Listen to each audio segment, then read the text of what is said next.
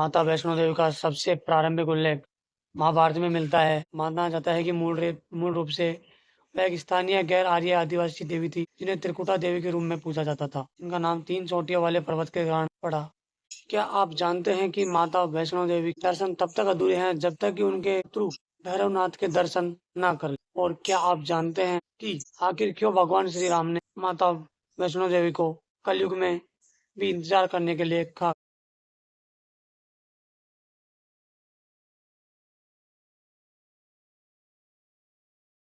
नमस्कार दोस्तों, आज हम बात कर रहे हैं वैष्णो माता के बारे में और उन अनसुलझे रहस्यों के बारे में, इसके बारे में आज तक आपको कोई बता नहीं पाया है। कथा शुरू होती है त्रेता युग से, जब माँ काली, माँ सरस्वती और माँ लक्ष्मी ने मिलकर दिव्य शक्ति को जन्म दिया, माता वैष्णो देवी को। माता वैष्णो देवी बचपन से ही भगवान श्री राम को अपने पति के रूप में आने के लिए कठोर तपस्या कर रही थी। जब एक बार भगवान श्री राम वनवास में रहे थे तो उनको माता वैष्णो देवी वहाँ मिली। जब भगवान श्री राम ने उन्हें देखा तो भगवान श्री राम ने बोला कि वो इस युग में सिर्फ एक पत्नी के लिए है, इसलिए वो कलयुग तक वो रहे और भक्तों का कल्याण करते रहे।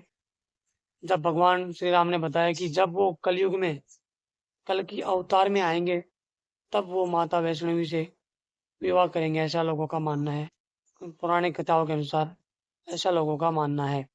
बताया जाता है कि उसके बाद माता वैष्णो देवी अपनी भक्ति में लीन हो गई, लेकिन एक बार उनके सबसे प्रिय भक्त एक गरीब भक्त थे। जब उन्होंने एक भंडारा रखा तो माता वैष्णवी भी वहाँ थे।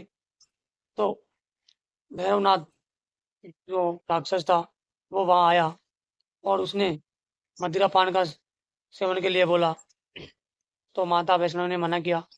तो उसके बाद विरोध करने पर भैरवनाथ ने माता वैष्णवी को पकड़ने की कोशिश की, लेकिन माता वैष्णवी वहाँ से गायब होकर पहाड़ों की ओर चली गई। उसका पीछा भैरवनाथ ने किया। उसके बाद माता वैष्णवी 9 महीने तक एक गुफा के अंदर छिपी रही और वहीं पर भक्ति की। उसके बाद उस गुफा को हाथ कुंवर के नाम से जाना जाने लगा।